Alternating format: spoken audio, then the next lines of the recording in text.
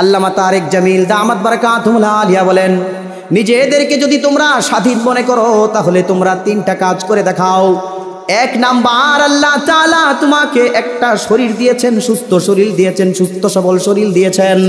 তুমি যদি নিজেকে স্বাধীন মনে করো তাহলে তুমি সারা জীবন সুস্থ থেকে দেখাও। তুমি বলো যে আমি কোনোদিন অসুস্থ হব না।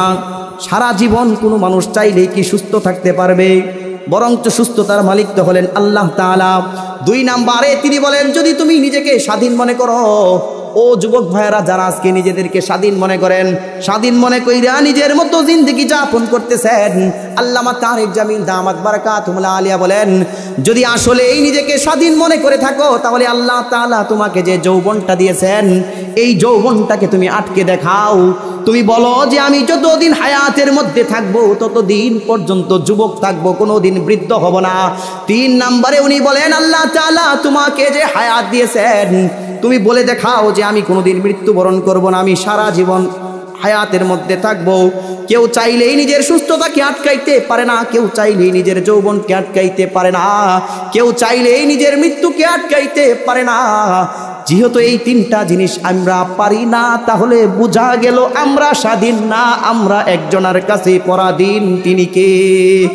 ও মেরে রব হে মেরে সব হে মেরে পালনে वाला है, ओ मेरे रब है मेरे सब है मेरे पालने वाला है, ओ मेरे दिल में हिदायत का बत्ती जलने वाला है, ओ मेरे दिल में हिदायत का बत्ती जलने वाला है, ओ मेरे मालिक है व खालिक है व रहमान रहीम है, ओ मेरे सत्तार है जब्बार है रज़्ज़ाक़ करीम है, ओ मेरे सत्तार है जब्बार है रज़्ज़ाक़ करीम है, तू खुदा वंदे यमीनी तू खुदा वंदे शेमाली, तू खुदा वंदे यमीनी तू खुदा वंदे शेमाली, तू खुदा वंदे आराधी तू खुदा वंदे समावी, तू खुदा वंदे आराधी तू खुदा वंदे समावी। आसमान एवं जमीनेर मालिक के ও মধুর নামটি নিলে হৃদয় হাসে, ও মধুর নামে সুখ নেমে আসে, ও নামের তুলনা মেলে না মেলে না, তুলনা নাই নাই নাই। এসো না আল্লাহর নামে গান গাই, এসো না মনো প্রাণে জুড়াই। আল্লাহু আকবার বলো, আল্লাহু আকবার, আল্লাহু আকবার বলো, আল্লাহু আকবার। আরব সাগর পারি দেব নাইকো আমার তরি, পাখি নয় তো উড়ে যাব ডানাতে ভর করি। আরব সাগর পারি দেব নাইকো আমার তরি, পাখি নয় তো উড়ে যাব ডানাতে ভর করি। আশায় আছে সম্বল নাই আমার, আশায় আছে সম্বল নাই, করি কি উপায়। মনে বড় আশা ছিল যাব মদিনায়, মনে বড় আশা ছিল যাব মদিনায়। পাইলে নিরালাই গো নবী পাইলে নিরালাই, পাইলে নিরালাই গো নবী পাইলে নিরালাই। ওই কপলে চুমু খাবো, ওই কপলে চুমু খাবো, তোমার ছোঁয়া লাগবে গায়ে। পাইলে নিরালাই গো নবী পাইলে নিরালাই, পাইলে নিরালাই গো নবী পাইলে নিরালাই। আল্লাহ তাআলা আমাদের সকলকে রসুলকে স্বপ্নে যুগে দেখার এবং রসুলের মদিনায় যে রসুলের রওজায় যে সালাম দেওয়ার তৌফিক দান করুক। সকলে বলি আমিন। আলহামদুলিল্লাহ। শহীদনগর মধ্যপাড়া রেলপার নুরানি জামে মসজিদ ও অত্র এলাকাবাসীর উদ্যোগে ওয়াজ ও দোয়া মাহফিলের আজকের সম্মানিত সভাপতি আমার সেরে তাজ উস্তাদুল হুফাজ হাফিজ কারি আব্দুল খালেক সাহেব দামাত বারাকাতুহুল আলিয়া, সহসভাপতি মোহাম্মদ গিয়াসউদ্দিন বিডিয়ার, সভাপতি অত্র মসজিদ, প্রধান অতিথি দিগার ওলামায়ে কেরাম, আমার সম্মুখপানে বসা মুরব্বিয়ানে আইজাম, কলিজার যুবক ভাইয়েরা, স্নেহের ছোট বাচ্চারা, পর্দার আড়ালে অবস্থানরতা শ্রদ্ধেয়া সম্মানিতা মা ও বোনেরা, আল্লাহ রাব্বুল আলামিনের দরবারে অজস্র শুকুর যে মহান রব্বুল ইজ্জত আমাদেরকে মুহাব্বত করে যাচাই করে বাছাই করে ফিতনা ফাসাদের জামানায় আল্লাহ তাআলা এমন একটা সুন্দর জান্নাতি পরিবেশে জান্নাতের বাগানে আসার বসার তৌফিক দান করলেন। সেজন্য মহান মুনিবের দরবারে সকলেই পড়ছি আলহামদুলিল্লাহ।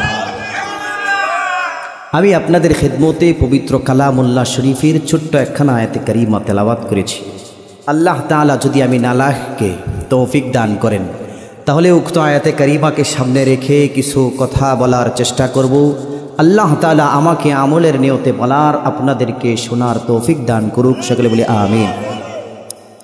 আমার পঠিত আয়াতে কারিমার মধ্যে আল্লাহ তাআলা বলেন, ইযা জাআ আজালুহুম লা ইস্তাখিরুনা সাআতাও ওয়া লা ইস্তাকদিমুন। আল্লাহ তাআলা বলেন, মানুষের যার যেইখানে মৃত্যুটা অবধারিত আছে, অর্থাৎ যার মৃত্যুটা যেইখানে যেই সময় অবধারিত আছে তার মৃত্যুটা সেইখানেই হয়ে যাবে, তার মৃত্যুটা সেইখানেই হবে, তার থেকে এক সেকেন্ড আগ পিছ করা হবে না, অল্প একটু জায়গা এদিক সেদিক করা হবে না। অর্থাৎ আমার আপনার মৃত্যুটা যেইখানে অবধারিত, যেই জায়গায় অবধারিত সেইখানে আপনার আমার মৃত্যু হয়ে যাবে। আমি আপনি ওই দিন চাইলেও আমার মৃত্যু হয়ে যাবে, আমি আপনি না চাইলেও ওই দিন হয়ে যাবে। শত ব্যস্ততার মধ্যে থাকলেও আমার মৃত্যু হয়ে যাবে, কেউ আমার মৃত্যুকে আটকাইতে পারবে না। যদি মৃত্যু আটকাইতে পারতো তাহলে পৃথিবীতে অতীতে যত রাজা বাদশারা ছিল তারা কোনোদিন মরতো না। যেহেতু কোনো রাজা বাদশাহ ফেরাউনের মতো রাজা বাদশাহ থাকতে পারে নাই, নমরুদের মতো রাজা বাদশাহ থাকতে পারে নাই, কারুনের মতো এইরকম ধনভাণ্ডার যার ছিল সেই ব্যক্তিও দুনিয়ার মধ্যে থাকতে পারে নাই। এমনকি আকায়ে নামদার তাজদারে মদিনা মুহাম্মদ আরবি সাল্লাল্লাহু আলাইহি ওয়াসাল্লাম, আমাদের কলিজার টুকরা, তিনি পর্যন্ত দুনিয়ার মধ্যে থাকতে পারে নাই। আমি আপনিও থাকতে পারবো না, এটা ফাইনাল। কিন্তু আফসোস আর পরিতাপের বিষয় হলো আমার আপনার ভাবখানা দেখলে মনে হয় আমি আপনি দুনিয়ার মধ্যে সারা জীবন বেঁচে যাব, আমার আপনার মনে হয় কোনোদিন মরণ হবে না। এবার আমার আপনাদের সামনে নবীজি সাল্লাল্লাহু আলাইহি ওয়াসাল্লামের লম্বা একখানা হাদিস শোনাবো। নবীজি সাল্লাল্লাহু আলাইহি ওয়াসাল্লামের সাহাবী হযরতে বারা ইবনে আযিব রাদিয়াল্লাহু তাআলা আনহুর বর্ণনা। হযরতে বারা ইবনে আযিব রাদিয়াল্লাহু তাআলা আনহু বলেন, নবীজি সাল্লাল্লাহু আলাইহি ওয়াসাল্লামের সাথে আমরা একটা আনসারী সাহাবার জানাজা পড়ার জন্য গেলাম। জানাজা স্থলে যাওয়ার পর কবরটা কেবল খনন করা হয়েছে, কবরের মধ্যে এখনো লাশ দাফন করা হয় নাই। এই মুহূর্তে রাসূল যায় ওই কবরের সামনে যায় বসে গেলেন। রাসূলকে অনুসরণ করতে করতে আমরাও রাসূলের সঙ্গে বসে গেলাম, এই রকম ভাবে বসলাম। আমাদের মাথার উপর যদি পাখি বসে যেত তাহলেও আমরা টের পেতাম না, আমরা এই রকম নীরব নিস্তব্ধ শান্ত হয়ে বসে গেলাম। সাহাবা বলেন, আমরা বসে যাওয়ার পর নবীজি এইরকম ভাবে একটা লাঠি হাতের মধ্যে নেয়, লাঠি হাতের মধ্যে নিয়ে নবীজি জমিনের মধ্যে আঁকা আঁকি শুরু করে দেয়। নবীজি জমিনের মধ্যে আঁকা আঁকি শুরু করে দেওয়ার পর একটা কথা দুইবার অথবা তিনবার বললেন, ও আমার সাহাবায়ে কেরাম, তোমরা এই কবরের আযাব থেকে আল্লাহ তাআলার কাছে পানাহ চাও। চিন্তা করেন, রাসূল কবরের সামনে বসে বলতেছেন তোমরা কবরের আযাব থেকে আল্লাহ তাআলার কাছে পানাহ চাও। রাসূল এই কথাটা দুইবার অথবা তিনবার বললেন। তারপরে নবীজি সাল্লাল্লাহু আলাইহি ওয়াসাল্লাম বললেন, যখন কোনো নেককার বান্দার মৃত্যুর সময় হয়ে যায়, যখন কোনো নেককার বান্দার মৃত্যুর সময় হয়ে যায়, তখন তার কাছে আল্লাহ তাআলার হাজার হাজার ফেরেশতারা এসে তার সামনে হাজিরা দিয়ে দেয়। হাজার হাজার ফেরেশতারা সারিবদ্ধভাবে তার সামনে দাঁড়িয়ে যায়।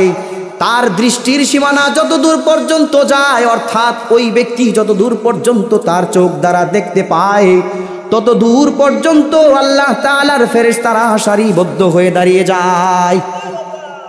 ফেরেশতারা দাঁড়িয়ে যাওয়ার পর এই ফেরেশতাদের সঙ্গে দুইটা জিনিস থাকে। একটা হলো জান্নাতের সুগন্ধি, আর একটা হলো জান্নাতের কাফনের কাপড়। অর্থাৎ জান্নাতের সুগন্ধি মিশ্রিত কাফনের কাপড় তাদের সাথে থাকে। এইবার এই ফেরেশতারা যখন দাঁড়িয়ে থাকার পর এইবার ওই ব্যক্তির সামনে মালাকুল মউত সামনে এসে দাঁড়িয়ে যায়। কে আসে? মালাকুল মউত সামনে এসে দাঁড়িয়ে যায়। মালাকুল মউত আসার পর মালাকুল মউত আসে বলে, ইয়া আইয়াতুহান নাফসুল হামিদা, হে প্রশংসনীয় আত্মা তুমি বের হও। এইবার ওই ব্যক্তির রূহটা বের হয়ে যায়। নবীজি সাল্লাল্লাহু আলাইহি ওয়াসাল্লাম বলেন তার রূহটা এইভাবে বের হয়, কোনো একটা পানির পাত্র থেকে যেমন ভাবে পানিগুলো আস্তে আস্তে পড়ে, তেমনি ভাবে একজন ঈমানদারের জানটা আস্তে আস্তে বের হয়ে যায়। রূহটা বের হওয়ার পর এবার রূহটাকে নিয়ে মালাকুল মউত ওই যে জান্নাতের সুগন্ধি মিশ্রিত কাফনের কাপড় ফেরেশতাদের হাতে থাকে, ওই ওদের কাফনের কাপড়ের মধ্যে রূহটাকে দিয়ে দেয়। রূহটাকে দিয়ে দেওয়ার পর ফেরেশতারা রূহটাকে প্যাকেট করে এইবার নিয়ে যায়। ফেরেশতারা রূহটাকে নিয়ে আসমানের দিকে রওনা হয়ে যায়।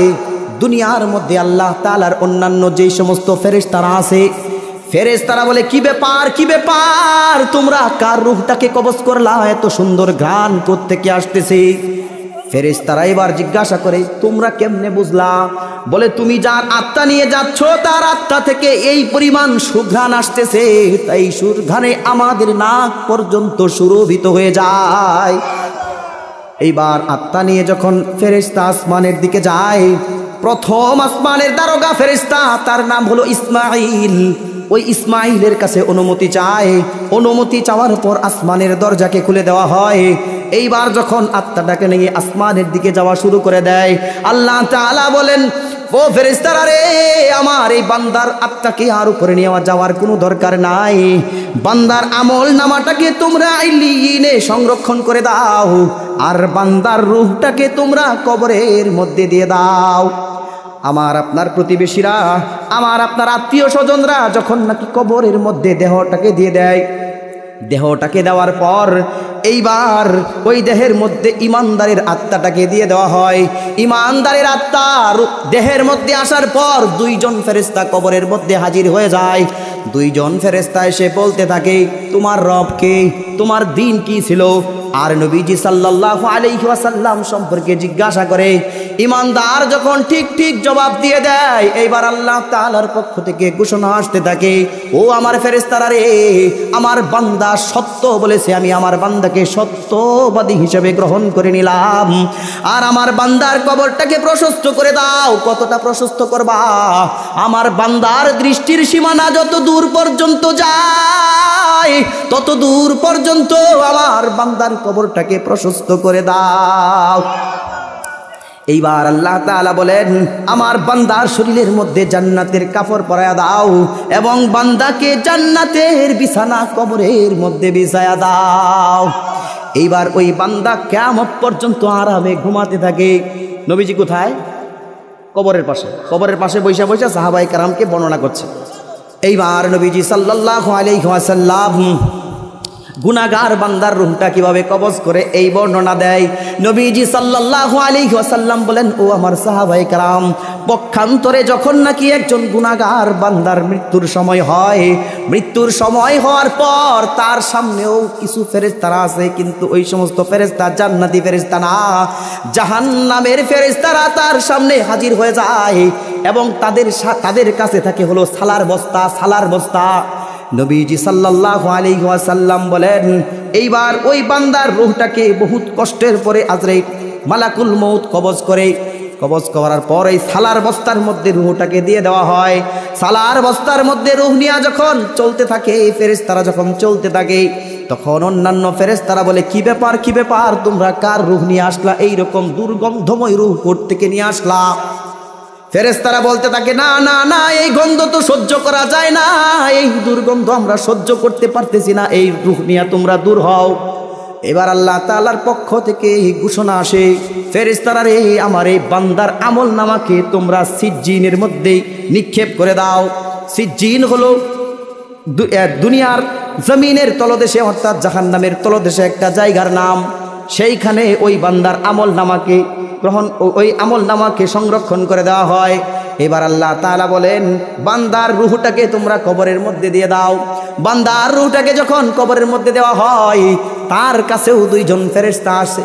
দুইজন ফেরেশতা আসার পর যখন আল্লাহ তাআলা সম্পর্কে জিজ্ঞাসা করা হয় যে তোমার রব কে, তোমার নবী কে ছিল, তোমার দিন কি ছিল, এই সম্পর্কে যখন তাকে প্রশ্ন করা হয়, প্রশ্নের জবাব যখন ঠিক ঠিক দিতে পারে না, ওই বান্দা শুধু বলতে থাকে, লা আদ্রি লা আদ্রি, আমি কিচ্ছু জানি না। যখন এই রকম বলতে থাকে, তখন আল্লাহ তাআলা বলেন, আমার বান্দার কবরটাকে তোমরা সংকীর্ণ করে দাও, আর আমার বান্দার কবরের মধ্যে জাহান্নামের বিছনা বিছায়া দাও, আমার বান্দার শরীরের মধ্যে জাহান্নামের পোশাক পরায়া দাও।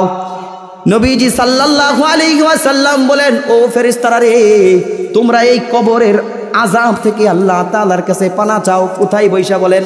নবীজি কবরের পাশে বৈশা বৈশা বলেন, সাহাবায়ে কেরাম, তোমরা কবরের আযাব থেকে বেশি বেশি পানা চাও। কিন্তু আফসোসের বিষয় হলো, আমরা কবর নিয়ে আজকে ভাবি না। আমি মেরাজুল ইসলাম যদি এইখানে আজকে মৃত্যুবরণ করি, আল্লাহ না করুক, যদি আমি এইখানে মৃত্যুবরণ করি, আমার খুব বেশি থেকে বেশি সকাল 10টায় আমার জানাজা হয়ে যাবে। আল্লাহ না করুক, আমি যদি আজকে এখানে ইন্তেকাল করি, এই স্টেজের মধ্যে ইন্তেকাল করি, অথবা রাস্তায় যাওয়ার পথে ইন্তেকাল করি, তাহলে খুব বেশি থেকে বেশি আমার প্রতিবেশীরা, আমার বাড়ির আত্মীয় স্বজনরা, আমার পরিবারের লোকেরা খুব বেশি থেকে বেশি সকাল 10টা 11টা, এর বেশি মনে হয় দেরি করবে না, এর বেশি দেরি করবে না। এর পূর্বেই আমাকে দেখবেন তারা জানাজা পড়ে মাটির নিচে দাফন করে দেবে। কিন্তু একবার ভাবা উচিত যে এই যে সকাল 10টা, এই যে রাত্রেই আমার মৃত্যুটা হয়ে যেতে পারে, এখন আমার মৃত্যু হয়ে যেতে পারে, কিন্তু মৃত্যুর পরবর্তী অবস্থাটা আমার কি হবে? এই 3.5 হাত মাটি, এই মাটির নিচে যাওয়ার পর আমার কি হবে? আমি তো 10 বছর, 20 বছর, 50 বছর, আগামী 100 বছর আমার নাতি পুতিদের চিন্তা ভাবনাই মত্ত, কিন্তু আমার এই যে 2 ঘন্টা 3 ঘন্টা পর কবরের নিচে আমার সাথে কি ব্যবহার হতে পারে, এই সম্পর্কে আমরা কয়জন বলেন একটু সচেতন? কারোর ভিতরে এই রকম চিন্তা নাই। সবাই আজকে মনে করতেছি আমরা স্বাধীন, আমরা দুনিয়াতে যতদিন থাকবো যা ইচ্ছা তা করতে থাকবো। আল্লামা তারেক জামিল দামাত বারাকাতুহুল আলিয়া বলেন, দুনিয়ার মানুষেরা, তোমরা যারা মনে করো তোমরা স্বাধীন, যদি নিজেদেরকে স্বাধীন মনে করে থাকো, 3টা কাজ করে দেখাও। কয়টা কাজ? 3টা কাজ করে দেখাও। আল্লামা তারেক জামিল দামাত বারাকাতুহুল আলিয়া বলেন, নিজেদেরকে যদি তোমরা স্বাধীন মনে করো, তাহলে তোমরা 3টা কাজ করে দেখাও। 1 নাম্বার, আল্লাহ তাআলা তোমাকে একটা শরীর দিয়েছেন, সুস্থ শরীর দিয়েছেন, সুস্থ সবল শরীর দিয়েছেন। তুমি যদি নিজেকে স্বাধীন মনে করো, তাহলে তুমি সারা জীবন সুস্থ থেকে দেখাও। তুমি বলো যে আমি কোনোদিন অসুস্থ হব না। সারা জীবন কোনো মানুষ চাইলেই কি সুস্থ থাকতে পারবে? বরঞ্চ সুস্থতার মালিক তো হলেন আল্লাহ তাআলা। 2 নাম্বারে তিনি বলেন, যদি তুমি নিজেকে স্বাধীন মনে করো, ও যুবক ভাইয়েরা যারা আজকে নিজেদেরকে স্বাধীন মনে করেন, স্বাধীন মনে কইরা নিজের মতো জিন্দেগি যাপন করতেছেন, আল্লামা তারেক জামিল দামাত বারাকাতুহুল আলিয়া বলেন, যদি আসলেই নিজেকে স্বাধীন মনে করে থাকো, তাহলে আল্লাহ তাআলা তোমাকে যে যৌবনটা দিয়েছেন, এই যৌবনটাকে তুমি আটকে দেখাও। তুমি বলো যে আমি যতদিন হায়াতের মধ্যে থাকবো ততদিন পর্যন্ত যুবক থাকবো, কোনোদিন বৃদ্ধ হব না। 3 নাম্বারে উনি বলেন, আল্লাহ তাআলা তোমাকে যে হায়াত দিয়েছেন, তুমি বলে দেখাও যে আমি কোনোদিন মৃত্যুবরণ করব না, আমি সারা জীবন হায়াতের মধ্যে থাকবো। কেউ চাইলেই নিজের সুস্থতাকে আটকাইতে পারে না, কেউ চাইলেই নিজের যৌবনকে আটকাইতে পারে না, কেউ চাইলেই নিজের মৃত্যুকে আটকাইতে পারে না। যেহেতু এই 3টা জিনিস আমরা পারি না, তাহলে বোঝা গেল আমরা স্বাধীন না, আমরা একজনের কাছে পরাধীন। তিনি কে? ओ मेरे रब है मेरे सब है मेरे पलने वाला है, ओ मेरे रब है मेरे सब है मेरे पलने वाला है, ओ मेरे दिल में हिदायत का बत्ती जलने वाला है, वो मेरे दिल में हिदायत का बत्ती जलने वाला है। वो मेरे मालिक है, वह खालिक है, वह रहमान रहीम है। वो मेरे सत्तार है, जब्बार है, रज़्ज़ाक़ करीम है। वो मेरे सत्तार है, जब्बार है, रज़्ज़ाक़ करीम है। तू खुदा वंदे यमीनी, तू खुदा वंदे शेमाली, तू खुदा वंदे यमीनी, तू खुदा वंदे शेमाली, तू खुदा वंदे आराधी, तू खुदा वंदे समावी, तू खुदा वंदे आराधी, तू खुदा वंदे समावी। আসমান এবং জমিনের মালিককে। ও মধুর নামটি নিলে হৃদয় হাসে, ও মধুর নামে সুখ নেমে আসে। ও নামের তুলনা মেলে না, মেলে না, তুলনা নাই নাই নাই। এসো না আল্লাহর নামে গান গাই, এসো না মনো প্রাণ জুড়াই। আল্লাহু আকবার বলো, আল্লাহু আকবার, আল্লাহু আকবার বলো, আল্লাহু আকবার। মোহতারাম হাজিরিন, বলতেছিলাম নবীজি সাল্লাল্লাহু আলাইহি ওয়াসাল্লাম কবরের সামনে বসে বসে বলতেছেন, তোমরা কবরের আযাব থেকে পানাহ চাও। কাজেই আমার আপনার উচিত আল্লাহ তাআলার কাছে বেশি বেশি কবরের আযাব থেকে পানাহ চাওয়া এবং মৃত্যুকে বেশি বেশি স্মরণ করা। কেননা মৃত্যুর পরে আমার আপনার সামনে এমন একটা ভয়াবহ পরিস্থিতি, এমন একটা ভয়াবহ সময় আসতেছে, যেই সময়টাকে আমাকে আপনাকে নিজে সশরীরে মোকাবেলা করতে হবে আল্লাহ তাআলার সামনে দাঁড়ায়া। নবীজি সাল্লাল্লাহু আলাইহি ওয়াসাল্লাম, মুসলিম শরীফের বর্ণনা, নবীজি সাল্লাল্লাহু আলাইহি ওয়াসাল্লাম বলেন, 5টা জবাব দেওয়ার আগ পর্যন্ত কোনো আদম সন্তানের সাধ্য নাই এক চুল পরিমাণ সামনে অগ্রসর হওয়া, এক কদম সামনে অগ্রসর হওয়া। শুনতে চাই সেই 5টা জিনিস কি? নবীজি সাল্লাল্লাহু আলাইহি ওয়াসাল্লাম বলেন, 5টা প্রশ্নের জবাব দেওয়ার আগ পর্যন্ত কোনো আদম সন্তানের সাধ্য নাই সামনে অগ্রসর হওয়া এক চুল পরিমাণ। সেই 5টা জিনিস হলো, 1 নম্বরে আল্লাহ তাআলা জিজ্ঞাসা করবেন, তোমাকে আমি একটা হায়াত দিয়েছিলাম, হায়াতের সময়টা কোন কাজে ব্যয় করেছো আমার কাছে জবাব দাও। 2 নম্বরে আল্লাহ তাআলা জিজ্ঞাসা করবেন, হায়াতের মধ্যে আমি তোমাকে একটা সুন্দর জীবন দান করেছিলাম, যেটার নাম হলো যৌবনকাল। যেই সময়টাকে দুনিয়ার সবাই পছন্দ করে, যৌবনের শরীরটাকে মানুষ পছন্দ করে, যৌবনের কণ্ঠটাকে মানুষ পছন্দ করে, দুনিয়ার যৌবনের আওয়াজটাকে মানুষ পছন্দ করে, যৌবনের শক্তিটাকে মানুষ পছন্দ করে। আমি তোমাকে এইরকম একটা সুন্দর সময় দিয়েছিলাম, সেটা হলো যৌবনকাল। সেই যৌবনকাল তুমি কোন কাজে ব্যয় করেছে হিসাব দাও। যুবক ভাইরা যারা আছেন, অনর্থক সময় নষ্ট করতেছেন আল্লাহ তাআলার ইবাদত না করে, আল্লাহ তাআলা যখন জিজ্ঞাসা করবেন, ও যুবক তোমার যৌবনটা কোন কাজে ব্যয় করেছিলে আমার কাছে হিসাব দাও, বলেন তো দেখি আমার আপনার জবাবটা কি হবে। আল্লাহ তাআলার কাছে যদি বলি, আল্লাহ যৌবনটা অমুক ভাই তমুক ভাই অমুক নেতা তমুক নেতার পিছনে ব্যয় করেছি, আল্লাহ তাআলা কিন্তু মানবেন না। আমার আপনার যৌবনকালের ইবাদতটা কি ছিল ওইটাই একমাত্র আল্লাহ তাআলা দেখবেন। নবীজি সাল্লাল্লাহু আলাইহি ওয়াসাল্লাম বলেন, তারপরে আল্লাহ তাআলা জিজ্ঞাসা করবেন, সম্পদ কোথা থেকে কামাই করেছো এবং সম্পদটা কোথায় ব্যয় করেছো। 5 নম্বরে আল্লাহ তাআলা যে প্রশ্নটা করবেন, সেই প্রশ্নটা হলো, নবীজি সাল্লাল্লাহু আলাইহি ওয়াসাল্লাম বলেন, আল্লাহ তাআলা বলবেন যে তোমার যে হায়াতটা ছিল, হায়াতটা কিভাবে ব্যয় করেছিলে। নবীজি সাল্লাল্লাহু আলাইহি ওয়াসাল্লাম আরেকটা হাদিসের মধ্যে বলেন, 7 শ্রেণীর মানুষকে, অর্থাৎ হাসরের ময়দানটা যখন মানুষের মাথার উপরে কি বলে এটাকে সূর্যটা চলে আসবে, নবীজি সাল্লাল্লাহু আলাইহি ওয়াসাল্লাম বলেন, মানুষের মগজগুলা তখন টকবক টকবক করে ফুটন্ত পানির ন্যায় টকবক টকবক করতে থাকবে। জমিনটা হবে তামার, আসমানটা ওই দিন মাথার উপরে চলে আসবে, সূর্যটা মাথার উপরে থাকবে। মানুষগুলা ওই দিন হাই হতাশ করতে থাকবে, দুনিয়ার কোথাও ছায়া থাকবে না। ওই পরিস্থিতিতে, ভয়াবহ পরিস্থিতিতে আল্লাহ তাআলা 7 শ্রেণীর মানুষকে দয়া করে, মায়া করে, ভালোবেসে আরশে আজিমের নিচে জায়গা দিবেন। অর্থাৎ ওই দিন আরশে আজিম ছাড়া কোনো জায়গায় ছায়া থাকবে না, শুধুমাত্র আল্লাহ তাআলার আরশের নিচে ছায়া থাকবেন। তখন আল্লাহ তাআলা 7 প্রকারের মানুষকে আরশে আজিমের নিচে জায়গা দিবেন। তন্মধ্যে 1 নাম্বার হলো আল ইমাম আদেল, অর্থাৎ ন্যায়পরায়ণ বাদশাহ। যেই ব্যক্তি ক্ষমতা পাওয়ার পর ক্ষমতার অপব্যবহার করে নাই, ক্ষমতার অপব্যবহার করে দুর্বল মানুষদের উপর অবিচার করে নাই, সুবিচার প্রতিষ্ঠা করেছে, এই রকম ন্যায়পরায়ণ শাসককে আল্লাহ তাআলা আরশে আজিমের নিচে জায়গা দিবেন।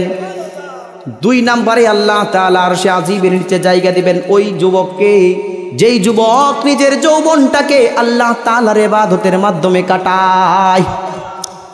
3 নম্বরে আল্লাহ তাআলা আরশে আজিমের নিচে জায়গা দিবেন ওই ব্যক্তিকে, যেই ব্যক্তি সব সময় নিজের দিলটাকে মসজিদের সঙ্গে লাগায় রাখে। অর্থাৎ মুয়াজ্জিনের কণ্ঠ থেকে যখন বেজে আসে হাইয়া আলাস সালাহ, হাইয়া আলাস সালাহর আওয়াজটা তার কানের ভিতরে আসার সাথে সাথে ওই ব্যক্তিটা পাগল পারা হয়ে যায়। ওই ব্যক্তিটা দুনিয়ার সমস্ত কাজকে ভুলে যায়, সমস্ত কাজকে ভুলে মসজিদের দিকে ছুটতে শুরু করে দেয়।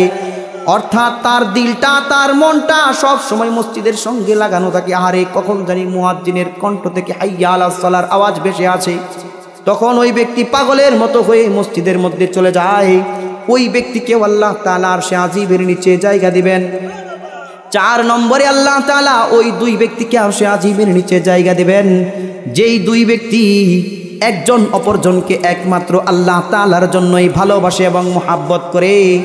আবার যখন পৃথক হতে হয়, কারো সঙ্গে যখন শত্রুতা করতে হয়, তখন একমাত্র আল্লাহ তাআলার জন্যই কারো সঙ্গে শত্রুতা করে।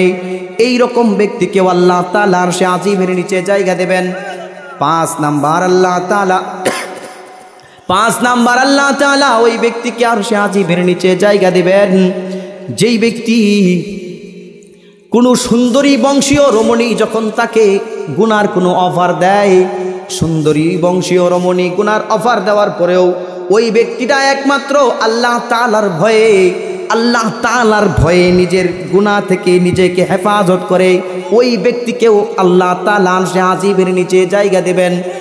6 নম্বরে আল্লাহ তাআলা ওই ব্যক্তিকে আরশে আজিমের নিচে জায়গা দেবেন, যেই ব্যক্তি একাকী রজনীতে শুধুমাত্র আল্লাহ তাআলার ভয়ে, কেবলমাত্র আল্লাহ তাআলার ভয়ে নিজের গুনার দিকে লজ্জিত হয়ে আল্লাহর কাছে মুনাজাত করে নিজের চোখের পানি ফালায়, ওই ব্যক্তিকেও আল্লাহ তাআলা আরশে আজিমের নিচে জায়গা দেবেন। 7 নম্বরে আল্লাহ তাআলা ওই ব্যক্তিকে আরশে আজিমের নিচে জায়গা দেবেন, যেই ব্যক্তি ডান হাত দ্বারা দান করে কিন্তু তার বাম হাত পর্যন্ত টের পায় না। যেই ব্যক্তি মানুষ তাকে সমাজ সেবক বলবে সেই জন্য দান করে না, মানুষ তাকে বড় দানবীর বলবে, বিশিষ্ট দানবীর বলবে, বিশিষ্ট সমাজ সেবক বলবে, সেই জন্য দান করে না। যেই ব্যক্তি মানুষকে দেখানোর উদ্দেশ্যে দান করে না, ওই ব্যক্তি শুধুমাত্র কেবলমাত্র আল্লাহ তাআলাকে রাজি খুশি করার জন্য দান করে যায়, নীরবে নিভৃতে আল্লাহ তাআলার রাহে দান করে যায়। সে ডান হাত দ্বারা দান করে কিন্তু তার বাম হাতটা টের পায় না, ওই ব্যক্তিকেও আল্লাহ তাআলা আরশে আজিমের নিচে জায়গা দিবেন। কাজে আরশে আজিমের নিচে আল্লাহ তাআলার আরশে আজিমের নিচে জায়গা পাওয়ার জন্য এই 7 শ্রেণীর যে কোনো এক শ্রেণীর মধ্যে থাকার দরকার আছে না নাই? যুবক ভাইরা, যৌবন বয়সে ইবাদত করার দরকার আছে না নাই? নবী আল্লাহ তাআলা বলেন, কিয়ামতের দিন, বলতেছিলাম হাসর সম্পর্কে আলোচনা চলতেছিল, হাসরের দিন মানুষগুলা 2 ভাগে বিভক্ত হবে। কয় ভাগে? হাসরের ময়দানে মানুষগুলা 2 ভাগে বিভক্ত হবে। আল্লাহ তাআলা কালামে পাকের মধ্যে বলেন 2 ভাগের মানুষগুলা হাসরের ময়দানে বিভক্ত হবে। এক প্রকার হবে সৌভাগ্যবান, আরেক প্রকার হবে দুর্ভাগা। আবার সৌভাগ্যবানদের আলামত হবে 2টা। আল্লাহ তাআলা কালামে পাকের মধ্যে বলেন, ইন্নাল্লাযীনা আমানু ওয়া আমিলুস সালিহাতি কানাত লাহুম জান্নাতুল ফিরদাউসি নুজুলা। আল্লাহ তাআলা বলেন, নিশ্চয়ই যারা ঈমান আনবে এবং আমলে সালেহ করবে, বিনিময় আমি আল্লাহ তাআলা তাদেরকে জান্নাতুল ফেরদাউস দান করব। তাহলে সৌভাগ্যবান হলো যারা জান্নাতি তারা, আর সৌভাগ্যবানদের আলামত হলো দুইটা। এক নাম্বার যারা ঈমান আনবে, দুই নাম্বার হলো যারা আমলে সালেহ করবে। এখন আসেন দেখি ঈমান যে আনবো কি রকম ঈমান। আল্লাহ তাআলা কালামে পাকের সূরা বাকারার মধ্যে জবাব দিয়ে দেয়। আল্লাহ তাআলা বলেন আমিনু কামা আমানান নাস, ঈমান আনো মানুষগুলা যেমন ঈমান এনেছে, ঈমান আনো লোকেরা যেমন ঈমান এনেছে। মুফাসসিরিনে কেরাম এই লোকেরা এবং মানুষের ব্যাখ্যা করেছেন আল্লাহ তাআলা বুঝাইতে চায় ঈমান আনো সাহাবায়ে কেরাম যেমন ঈমান এনেছে। সাহাবায়ে কেরাম আল্লাহ তাআলার প্রতি ঈমানটা কি রকম এনেছিল? নবীজি সাল্লাল্লাহু আলাইহি ওয়াসাল্লামের একজন সাহাবী ছিলেন হযরত খুবাইব রাদিয়াল্লাহু তাআলা আনহু। নবীজি সাল্লাল্লাহু আলাইহি ওয়াসাল্লাম একবার 10 জন সাহাবীকে কোরআনের দাওয়াত দেওয়ার জন্য পাঠাইলেন। 10 জন সহই কাফেরদের হাতে বন্দী হয়ে গেল। কাফেরদের হাতে বন্দী হওয়ার পর কাফেররা 9 জনকে হত্যা করে ফেলল, হযরত খুবাইব রাদিয়াল্লাহু তাআলা আনহুকে ব্যতীত। খুবাইব রাদিয়াল্লাহু তাআলা আনহুকে আযান করছে। খুবাইব রাদিয়াল্লাহু তাআলা আনহুকে তারা একটা ঘরের মধ্যে বন্দী করে রাখলো। ঘরের মধ্যে বন্দী করে রাখলো এই কারণেই যে খুবাইব রাদিয়াল্লাহু তাআলা আনহুকে তারা একটা উৎসবের মাধ্যমে ডাক ডুল পিটিয়ে মহা উৎসবে তারা খুবাইব রাদিয়াল্লাহু তাআলা আনহুকে শহীদ করবে, হত্যা করে ফেলবে। এই জন্য খুবাইব রাদিয়াল্লাহু তাআলা আনহুকে একটা ঘরের মধ্যে বন্দী করে রাখলো। এইবার তারা দিনক্ষণ ঠিক করে হযরত খুবাইব রাদিয়াল্লাহু তাআলা আনহুকে হত্যা করার জন্য একটা মাঠের মধ্যে নিয়ে যায়। মাঠের মধ্যে নিয়ে যাওয়ার পর হযরত খুবাইব রাদিয়াল্লাহু তাআলা আনহু হাত দুইটা দুই দিকে দিয়া একটা কাঠের সঙ্গে বেঁধে ফেলা হয়। পেরেক নিয়া পেরেক দ্বারা খুবাইব রাদিয়াল্লাহু তাআলা আনহুর শরীরের মধ্যে পেরেক দ্বারা কাঠের সঙ্গে পেরেক মেরে শরীরটাকে কাঠের সঙ্গে লাগিয়ে দেওয়া হয়। সুই এবং কাঁটাযুক্ত জিনিস দ্বারা খুবাইব রাদিয়াল্লাহু তাআলা আনহুর শরীরের মধ্যে এইভাবে আঘাত করতে শুরু করে দেয়। শরীরটা যখন ক্ষত বিক্ষত হয়ে যায়, খুবাইব রাদিয়াল্লাহু তাআলা আনহুর শরীর থেকে টপ টপ টপ টপ করে রক্ত পড়তেছে। হযরত খুবাইব রাদিয়াল্লাহু তাআলা আনহু মাথাটা নিচের দিকে দিয়া বসে দাঁড়িয়ে আছে। হঠাৎ একজন বলতেছে, খুবাইব আমরা তোমাকে ছেড়ে দেব যদি তুমি একটা শুধু কাজ করো, তাহলে আমরা তোমাকে ছেড়ে দেব। খুবাইব রাদিয়াল্লাহু তাআলা আনহু বললেন কি করতে হবে বলে, কি করতে হবে বলো। কাফেররা বলতে শুরু করে দিল, খুবাইব তুমি যদি শুধুমাত্র মুহাম্মদকে একটা গালি দাও, মুহাম্মদকে যদি একটা গালি দাও, তাহলে এই গালির বিনিময়ে আমরা তোমাকে ছেড়ে দেব। আল্লাহু তাআলা আনহু বলেন মুহাম্মাদুর রাসূলুল্লাহ সাল্লাল্লাহু আলাইহি ওয়াসাল্লামকে গালি দেওয়ার বিনিময়ে যদি জীবন পাওয়া যায়, তাহলে আমি খুবাইব এইরকম হাজারটা জীবন চাই না। রাসূলকে গালি দেওয়ার বিনিময়ে যে জীবন পাওয়া যায়, আমি খুবাইব এইরকম হাজারটা জীবন হাসতে হাসতে দিয়ে দেব। আল্লাহ তাআলা বলেন ঈমান আনো সাহাবীদের মতন ঈমান, আমিনু কামা আমানান নাস। ঈমান আনো সাহাবায়ে কেরাম যেমন ঈমান এনেছে, যেমন ঈমান এনেছিলেন নবীজি সাল্লাল্লাহু আলাইহি ওয়াসাল্লামের সাহাবী সাদ ইবনে আবি ওয়াক্কাস রাদিয়াল্লাহু তাআলা আনহু। সাদ ইবনে আবি ওয়াক্কাস রাদিয়াল্লাহু তাআলা আনহু একবার তার কাফেলা নিয়া দিনের দাওয়াত দেওয়ার জন্য রাস্তা দিয়ে যায়। রাস্তা দিয়ে যাওয়ার সময় পথিমধ্যে রাত হয়ে যায়। রাত হয়ে যাওয়ার পর সাদ ইবনে আবি ওয়াক্কাস রাদিয়াল্লাহু তাআলা আনহু সহ তার যেই সমস্ত সাথীরা ছিল তারা যায় খ্রিস্টানদের সঙ্গে পরামর্শ করলো, আমরা আজকে রাতটা এখানে অবস্থান করতে চাই, আমরা কোথায় অবস্থান করব। খ্রিস্টানটা বলা বলি শুরু করে দিল, মুসলমানদেরকে বাগে পাওয়া যায় না, আজকে যখন পাইছি তাদেরকে ভুল রাস্তার সন্ধান দিয়ে দেব। এইবার তারা গহীন জঙ্গলের সন্ধান মুসলমানদেরকে দিয়ে দেয়। হযরত খুবাইব রাদিয়াল্লাহু তাআলা আনহু তাদের কথা বিশ্বাস করে জঙ্গলের দিকে রাস্তা চলতে শুরু করে দেয়। রাস্তা যাওয়ার পর এইবার যখন গহীন জঙ্গলের ভিতরে ঢুকে যাওয়ার পর দেখে এইবার আমাদেরকে খ্রিস্টানরা ভুল ইনফরমেশন দিয়েছে, আমাদেরকে ভুল তথ্য দিয়েছে। আমরা তো গহীন জঙ্গলের মধ্যে ঢুকে গেছি যেখানে বাঘ ভাল্লুকদের হিংস্র প্রাণীদের বসবাস। খুবাইব রাদিয়াল্লাহু তাআলা আনহুর সঙ্গীরা বলাবলি করলো, ও আমির সাহেব আমরা এখন কি করব? খুবাইব রাদিয়াল্লাহু তাআলা আনহু বললেন, তোমরা একটা স্টেজ বানাও, একটা মঞ্চ বানাও। সঙ্গীরা মনে করলো মনে হয় খুবাইব আমাদেরকে উদ্দেশ্য করে কোনো ভাষণ দিবেন, কিন্তু খুবাইব রাদিয়াল্লাহু তাআলা আনহু দুনিয়ার কোনো মানুষদেরকে উদ্দেশ্য করে কোনো ভাষণ দেয় নাই, সঙ্গী সাথীদেরকে উদ্দেশ্য করে কোনো ভাষণ দেয় নাই। খুবাইব রাদিয়াল্লাহু তাআলা আনহু মঞ্চের মধ্যে দাঁড়ায়া ভাষণ দিতে শুরু করলেন হিংস্র প্রাণীদেরকে উদ্দেশ্য করে। হযরত খুবাইব রাদিয়াল্লাহু তাআলা আনহু বললেন, হে হিংস্র প্রাণীরা, তোমরা আমার কথাকে কান খুলে শুনে নাও। চিন্তা করেন কি পরিমাণ ঈমানের জোর থাকলে বাঘের গর্তের মধ্যে বাঘের খাঁচায় প্রবেশ করে বলে, হে বাঘেরা, হে হিংস্র প্রাণীরা, আমার কথা তোমরা কান খুলে শুনে নাও। বলতেছে, আমরা এই জঙ্গলের মধ্যে অবস্থান করেছি, আমরা দুনিয়ার কোনো সাধারণ মানুষ না, আমরা হলাম নবীজি সাল্লাল্লাহু আলাইহি ওয়াসাল্লামের সাহাবা। আমরা আজকে এই রাতটা এই জঙ্গলের মধ্যে অবস্থান করব। তোমরা আমাদের জন্য এই জঙ্গলটাকে আজকে রাতের জন্য খালি করে দাও। এইবার খুবাইব রাদিয়াল্লাহু তাআলা আনহু হুমকি দেয়, যদি তোমরা আমার বক্তব্যের পর এই জঙ্গল ছেড়ে না যাও, আমি তোমাদের বিরুদ্ধে কঠিন অবস্থান নিতে বাধ্য হব। চিন্তা করেন, বাঘের জঙ্গলে ঢুকে বাঘকে বলতেছে, হিংস্র প্রাণীদেরকে বলতেছে, তোমরা যদি জঙ্গল ছেড়ে না যাও, আমি তোমাদের বিরুদ্ধে কঠিন ব্যবস্থা নিতে বাধ্য হব। এইবার সাহাবায়ে কেরাম সঙ্গী সাথীরা বলে, খুবাইব রাদিয়াল্লাহু তাআলা আনহুর বক্তব্য যখন শেষ হয়ে যায়, আমরা দেখলাম বাঘগুলা তার বাচ্চা কুলে নেয়, সিংহ তার বাচ্চা কুলে নেয়, হিংস্র প্রাণীগুলা তার বাচ্চা কুলে নেয় এবং সাহাবীদের জন্য জঙ্গলটাকে পুরাপুরি খালি করে দেয়।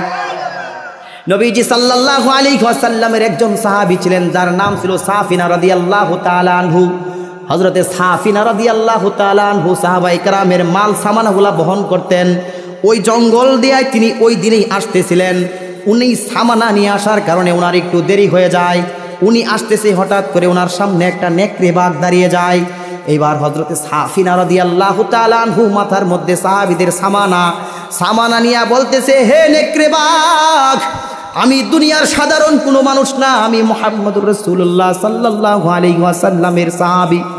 হে নেকড়ে বাঘ, আমি সাহাবীদের সামানাগুলা বহন করার কারণে আমার একটু দেরি হয়ে গেছে। আমার এই একাকিত্বের সুযোগ নিয়ে তুমি আমার উপর হামলা করবা না।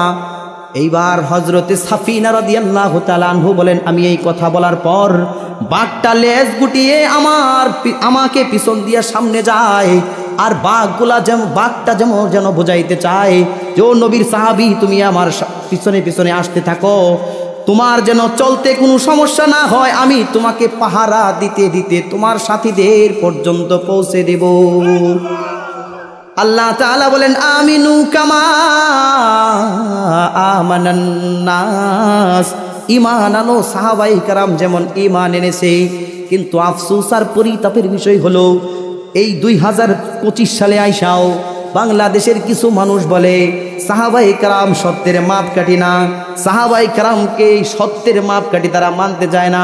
অথচ আল্লাহ তাআলা এখানে সাহাবায়ে কেরামের ঈমানকে সত্যের মাপকাঠি বানাইলেন। বলেন তো দেখি, আমরা কি ওই সমস্ত লোকদের কথা মানবো নাকি আল্লাহর কথা মানবো?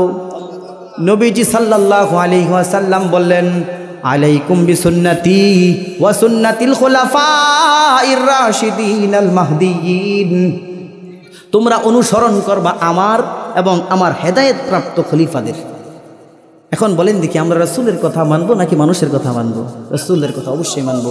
আল্লাহ তাআলা আমাদের সকলকেই ঈমানি তাজাল্লি নিয়ে দুনিয়াতে চলার তৌফিক দান করুক, সাহাবীদের মতো ঈমান আমাদেরকে বানানোর তৌফিক দান করুক, এবং কি সাহাবীরা যেই রকমভাবে দুনিয়ার মধ্যে চলেছেন ওই রকমভাবে আমাদের সাহাবীদের পায়ে পা রেখে চলার তৌফিক দান করুক, আখিরাতের সামানা গুছিয়ে চলার তৌফিক দান করুক।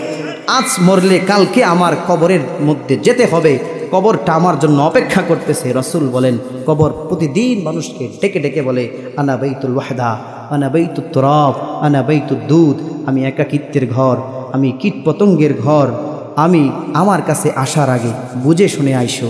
কাজেই এই কবরে যাওয়ার আগে দুইটা জিনিসের প্রয়োজন, একটা হলো ঈমান, আরেকটা হলো আমল। প্রথম যেই জিনিসটা দরকার সেটা হলো ঈমান। ঈমান তো আল্লাহ তাআলা আমাদেরকে জন্মসূত্রেই মুসলমান করেছেন, শুধুমাত্র ঈমানের একটু পরিপূর্ণতা প্রয়োজন। আল্লাহ তাআলা আমাদের সকলকে ঈমানের পরিপূর্ণতা দান করুক এবং আমল করার তৌফিক দান করুক। সামনে রমাদান মাস আসতেছে। রমাদান মাসটা আল্লাহ রসুল সাল্লাল্লাহু আলাইহি ওয়াসাল্লাম বলেন যে ওই ব্যক্তি হতভাগা এবং ওই ব্যক্তি ধ্বংস হোক যেই ব্যক্তি রমজান পাওয়ার পর নিজের গুনাহকে মাফ করাইতে পারলো না, ওই ব্যক্তি ধ্বংস হোক। আমরা কি ধ্বংসপ্রাপ্ত হব নাকি সৌভাগ্যবান হব? যদি সৌভাগ্যবান হতে হয় তাহলে রমজান মাসে ইবাদত করে আল্লাহ তাআলার কাছে আমার গুনাহকে মাফ করাইয়া আল্লাহ তাআলা যেন আমাদেরকে রমজানে বেগুনাহ মাসুম হিসাবে কবুল করে নেয়। মনে করতে পারি আগামীতে রমজান আসবো, আগামীতে রমজান পর্যন্ত আমি বাঁচবো কিনা বলা যায় না। কাজেই এই রমজানেই করতে হবে। এমনকি বহু মানুষ আছে এমন যে এই রমজানের আগেও মৃত্যুবরণ করতে পারে। কাজেই সকলের সুস্বাস্থ্য কামনা করে এবং সকলের ঈমানি তারাক্কি কামনা করে এবং দোয়া আছে বিদায় নিচ্ছি। ওয়া আখিরু দাওয়ানা আলহামদুলিল্লাহি রাব্বিল আলামিন।